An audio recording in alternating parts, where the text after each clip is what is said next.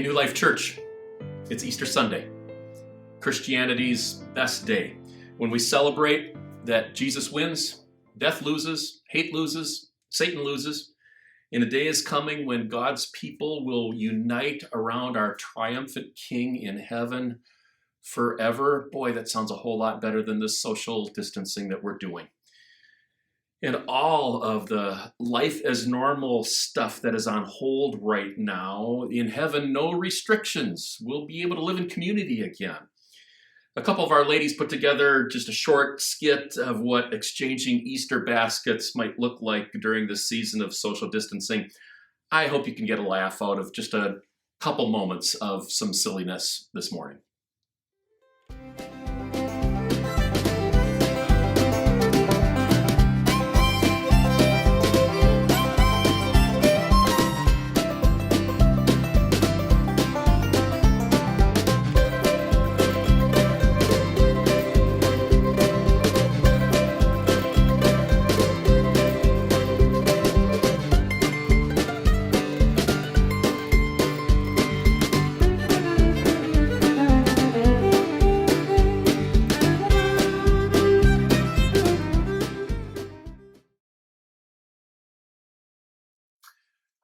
Well, for 2,000 years, Easter has been the culminating event in the life of the church.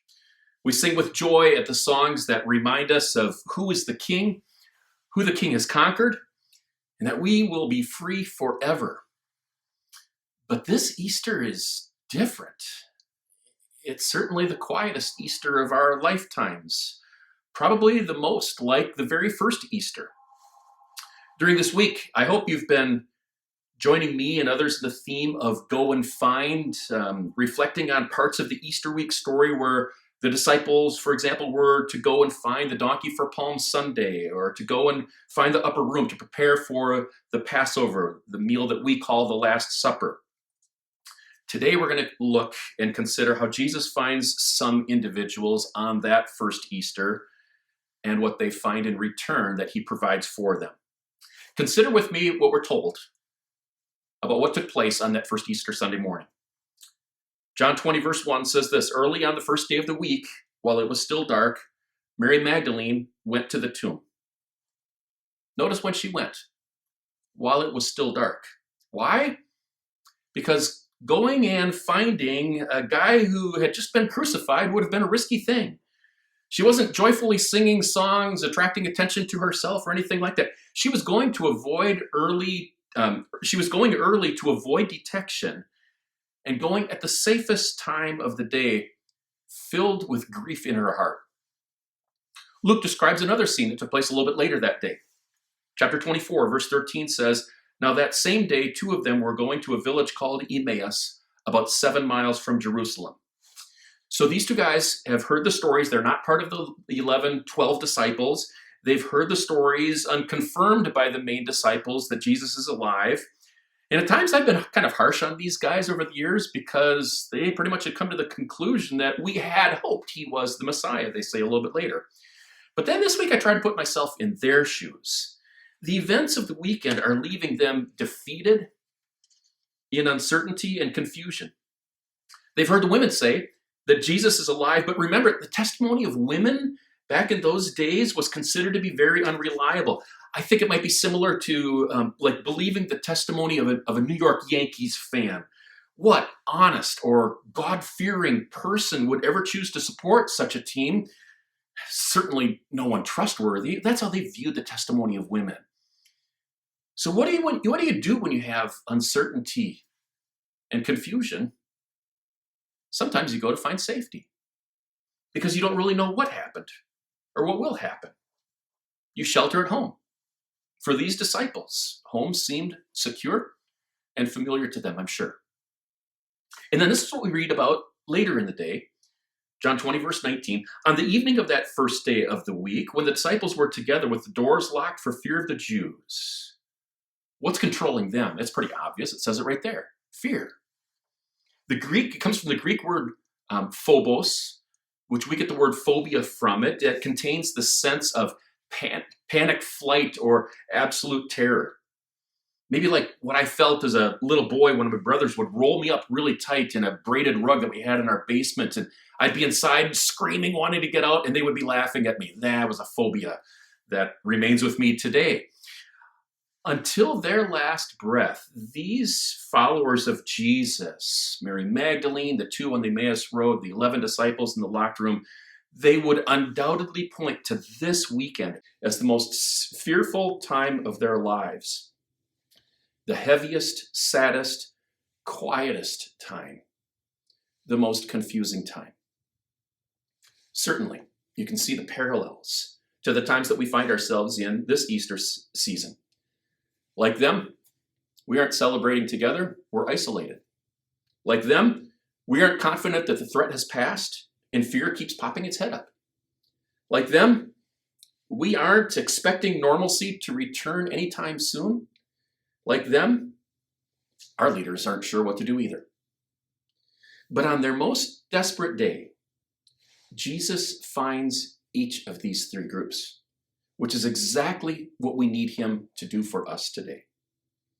So let's look a little bit more at their stories, one at a time. We'll start again with Mary Magdalene. Mark's gospel reminds us of a detail from what we can read about Mary from an earlier season in her life. Mark 16, verse 9. When Jesus rose early on the first day of the week, he appeared first to Mary Magdalene, out of whom he had driven 7 demons. One Sunday morning in Africa, a young man showed up at our church, and he was one of the most pitiable pictures I have ever seen. He was absolutely filthy. His clothes were threadbare, half hanging off him. His hair appeared that it hadn't been washed in months. He could barely speak to us without his eyes rolling up into his head. And the pastor and I knew immediately that he was a man who clearly was tormented by demons. After a lengthy time of praying over him with the elders of the church and rebuking the demons, this man was set free in remarkable ways. Within 2 days, he was absolutely transformed. I went back out to the church. He had been given a fresh set of clothes. He'd gotten a shower for the first time in who knows how long. He smiled and could look us in the eyes, and he was swallowing up everything that our pastor was teaching him about the basics of being a disciple of Jesus Christ. I imagine Mary as a similarly tormented soul, controlled by the voices in her head, exhausted from a life that didn't make sense. Her body probably ravaged by men for selfish gratifications, wishing for death as the only escape from the memories of her past and the pain of her present. And then, long before this takes place, that first Easter Sunday morning, Jesus finds her, and she finds hope. That first Easter morning, she brings spices to honor Jesus, to anoint his body in final preparation for burial. John tells us that she arrives, finds that the tomb is empty, runs back then to get Peter and John, and when they come back to the tomb with her and confirm that Jesus' body isn't there, this is what we're told in John 20, verse 10, then the disciples went back to their homes, but Mary stood outside the tomb crying. She sees 2 angels, and notice what she says, verse 13, "They have taken my Lord away, and I don't know where they have put him." Remember, she doesn't have the advantage of knowing what we know about Jesus, that he was already alive again. Everyone was operating under the same principle at that time, and I've shared this before, and that principle is dead people stay dead. She's in despair because the person who redeemed her life from Satan's garbage dump, now even his dead body has been taken away. Her hope, which was so shattered on what we call Good Friday, is now mocked by the removal of her rescuer's body. And that's where Jesus finds her. That's when Jesus finds her. Verse 14 says, "At this, she turned around and saw Jesus standing there, but she did not realize that it was Jesus." Verse 15, "Woman," he said, "why are you crying? Who is it you are looking for?" Thinking he was the gardener, she said, "Sir, if you've carried him away, tell me where you've put him, and I will get him." Again, these aren't the words of someone expecting to find Jesus alive. Gardeners don't carry away live people. She thinks he's dead still. And that most amazing moment comes next. In verse 16, Jesus said to her, Mary. She turned toward him and cried out in Aramaic, Rabboni, which means teacher. And then Jesus says to her, do not touch me, for I have not yet ascended to the Father.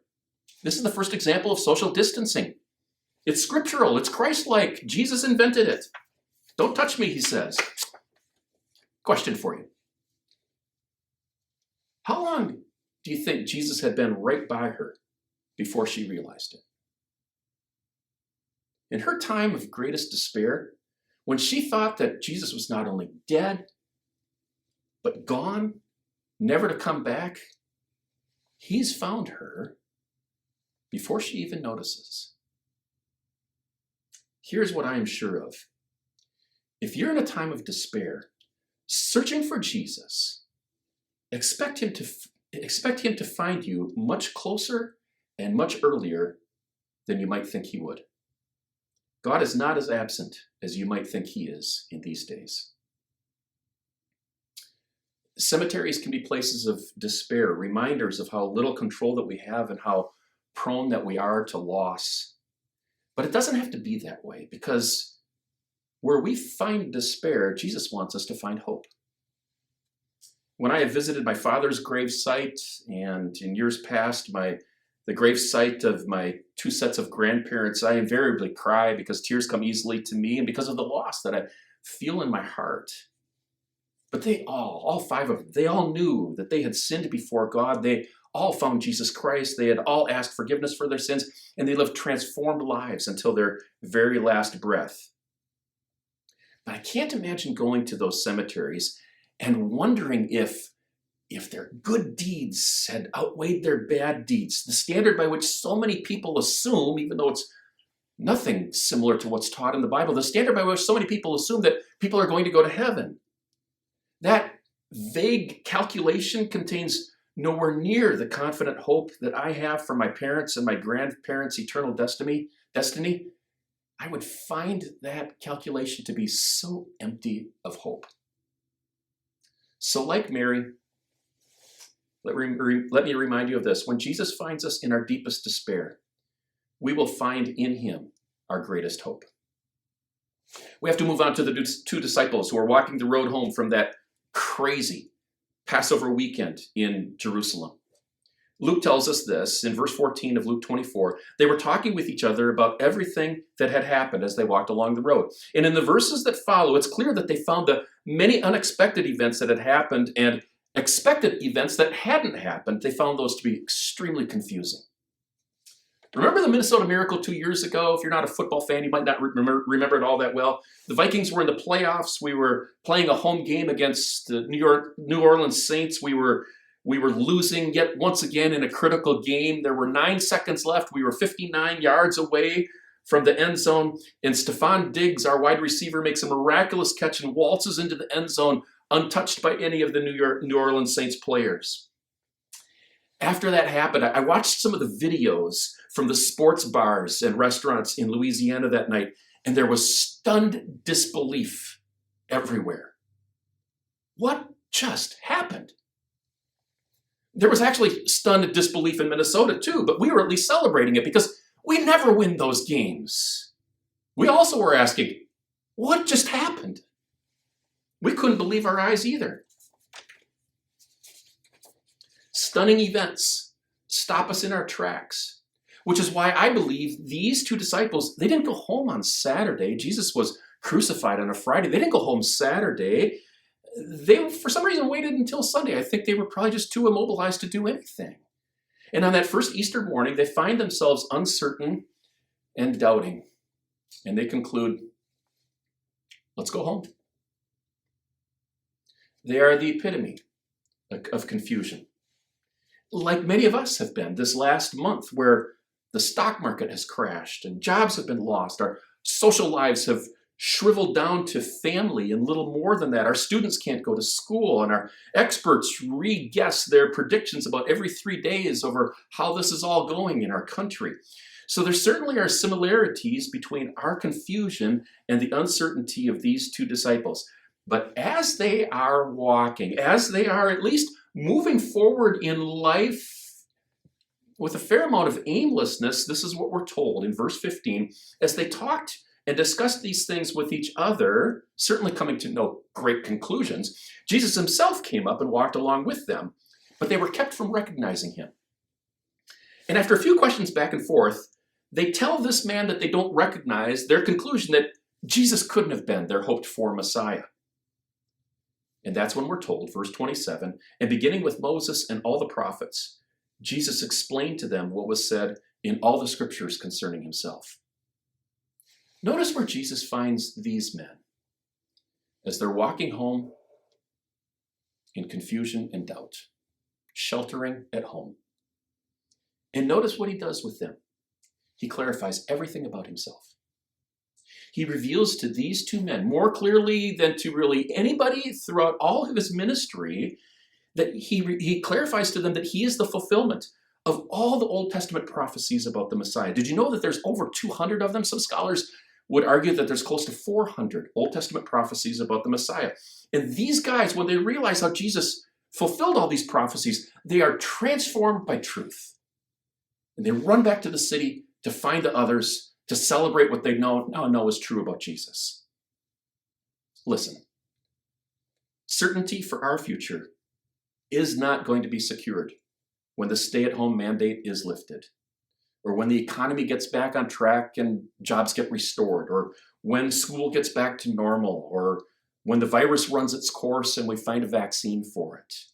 I had to come to grips with the reality this week that certainty isn't even going to be restored when the Subway restaurant opens up again here in town. No, the greatest certainty doesn't come from the knowledge of the medical experts or the politicians or our economic gurus, and certainly not the media, because none of their solutions are permanent. In my times of uncertainty and confusion, my moments when I wonder aloud about the future or wonder quietly about the future, I can gain so much confidence and so much strength by looking back at how perfectly Jesus fulfilled what the Old Testament said the Messiah would come and do.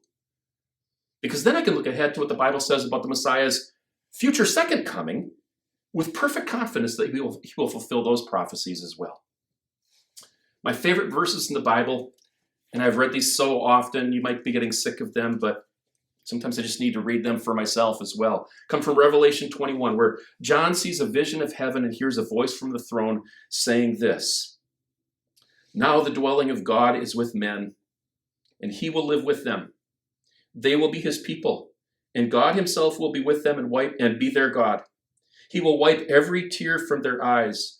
There will be no more mourning or death or crying or pain, for the old order of things has passed away. I am making everything new." Write this down, for these words are trustworthy and true. The predictions about the future work of the Messiah are true, just like the past ones were. At the end of this painful season of losses and mourning and pain that we find ourselves in, this virus doesn't get the last word. The Messiah, who fulfilled all those Old Testament prophecies, will fulfill all the future prophecies as well. And his final word is that the evil gets defeated and he wins, and we do too. Jesus finds these disciples in their confusion and helps them find the truth that they need as a foundation. When Jesus finds us in profound confusion, we will find in him reliable truth. And finally, the 11 disciples. Again, back to John 20, verse 19. On the evening of that first day of the week, when the disciples were together with the doors locked for fear of the Jews, again, what's controlling them? It's this phobia, it's this fear of the Jews, fear of an enemy so powerful that their hero, the rabbi, the one in whom they had put their hope, couldn't withstand the will of the Jewish leaders. If they could inflict punishment and pain so fully on Jesus that he ended up dying, what chance did these 11 disciples have? When might the Jews find them and imprison them, perhaps torturing them, or maybe even killing them? They feared from the Jews things somewhat similar to things that we might be fearing from this coronavirus, a stealthy enemy powerful enough to take the lives of big and small alike, the lives of strong and weak. In addition, this virus is powerful enough to bring our economy to its knees. It's challenging enough for the most knowledgeable medical experts to be left with unanswered questions, unable to save so many lives. In the disciples' moments of greatest terror, mixed with the uncertainty about whether Jesus was alive, this is what comes next. Jesus came and stood among them and said, "Peace be with you." And after he said this, he showed them his hands and side. The disciples were overjoyed when they saw the Lord. And again, Jesus said, "Peace be with you." When Hebrew writers wanted to emphasize the importance of something, they repeated it, much like we sometimes would do. It's clear that Jesus wanted them to understand something life-changing, and that was this: they had no more reason to fear. The word for peace here contains the meaning of when all essential parts are joined together. It's not the Hebrew word shalom, it's a Greek word. And I like that concept of when all of the essential pieces are joined together. And it appears that it was a common Jewish farewell from that time frame. Now, why were they fearful? Well, undoubtedly a major reason was because pain was a likely thing for them to be coming in the future. I don't shrink back a whole lot from death. That notion doesn't frighten me. But the pain that might precede it, yeah, that makes me think twice. And notice that sandwiched between the two times that Jesus says, "Peace be with you," that's when he shows them his hands and his side, the scars from his crucifixion, the evidence of the pain that he went through for them. And when they saw that, I'm convinced that all of the essential parts became joined together in their minds as they realized what Jesus had done for them and how he had conquered over death. He is saying, "Peace be with you. Look, I went through that pain because I love you, and I not only survived it, I conquered it. And you will too. Don't be afraid." Peace. And that peace transforms them from cowering in fear behind a locked door to boldly telling everyone about Jesus. 10 of those 11 disciples were eventually tortured and died martyrs' deaths, returning their undying love to the one who could redeem all the pain and calm all the fear in their lives. Satan intends to use this season that we're in as a season to raise the fear in all of our hearts, to squelch the power of peace that God would want to bless us with. But this week, on a couple of occasions, as I was preparing this message, I just took the time where I was and I closed my eyes and reflected on Jesus' willingness to be tortured so that I could be forgiven, so that I could have peace. And when I did that, I realized there isn't a pandemic or a total world collapse that could ever really take that peace away from me. New Life Church, we're going to be okay. All the parts are going to come together as God makes something beautiful and peace-filled out of this horrible season that we find ourselves in. When Jesus finds us in our deepest fear, we will find in him an even deeper peace. My guess is that we could all have been found in moments of despair and confusion and fear in these past few weeks. And in the weeks to come, we might look on the horizon and think that the storm clouds that are out there are darker than what we've gone through already. But in Mary's despair, Jesus appears alive and helps her find hope. In the two disciples' confusion, Jesus helps them find the truth of the Messiah that forms the foundation of what they could trust in. And to the 11 disciples who were locked in a prison of fear, Jesus helps them find peace. So for those of you who are Christ followers already, I hope that these truths about Easter become rooted deeply in your spirit as you navigate these tough times. Seek Jesus and he will show up, and you will find the hope and the truth and the peace to make you into someone more. But if you're someone watching today who hasn't really made the decision to follow Jesus, I invite you to do so. As our world lives through a frightening time, the hope and the certainty and the peace that Jesus provides for us by having first died on the cross to remove the penalty of our sins, but then also to rise again in defiance of Satan's best efforts to defeat him, that hope and that peace can be yours. And that's a foundation we need for our lives. It's not a guarantee that your job is going to be restored. It's not a guarantee that your 401k retirement plans will regain all of their losses. It's not a guarantee that you won't get sick. It's not a guarantee that you won't lose a loved one. But it is a promise that Jesus will be by your side, giving you peace that you've been forgiven, that he is ultimately still in control, and that in time, he will reveal what he is accomplishing throughout these hard days that we are living in. So today, if you want to take this step of becoming a Christ follower, then tell Jesus that. I'm going to lead in a prayer in a moment that if you are watching by yourself, you could certainly pray out loud. If you are watching with others, then you could certainly just silently pray after I pray, essentially the same words or a similar thought. So let's bow for a word of prayer. And if you want to become a Christ follower, you pray this. Dear Father in heaven, I thank you for the story of Easter. A story where you found confused and fear-filled and despairing people. And that when Jesus came into their lives, they found hope, truth and trust, and they found peace. And I need that for myself. So this day I declare that I want to become a Christ follower. I ask you to forgive me of my sins because you paid that penalty on the cross. I ask that you come into my heart, and that as you do so, I ask that you give me hope and that you give me peace to be able to live well and to thrive in these very difficult and challenging times.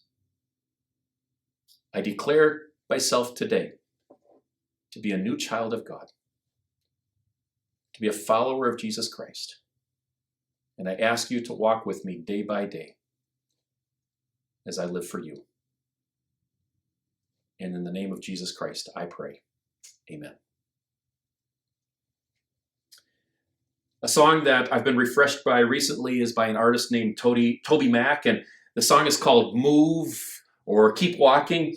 It's a bit edgy, so not all of you are probably going to enjoy it, but if you want to listen to it, I encourage you to let the message of moving forward, of walking forward in spite of our hurts and despairs and fears, kind of like the two disciples walking back to their home, let that message encourage and challenge your heart today. We're going to put a link on the screen here in a moment, and then you can check that out on your own afterwards. I want to thank you for coming and joining us today. I hope that you have a great week. Next week, we'll be back looking at the book of Habakkuk, and I hope that you'll join us then as well.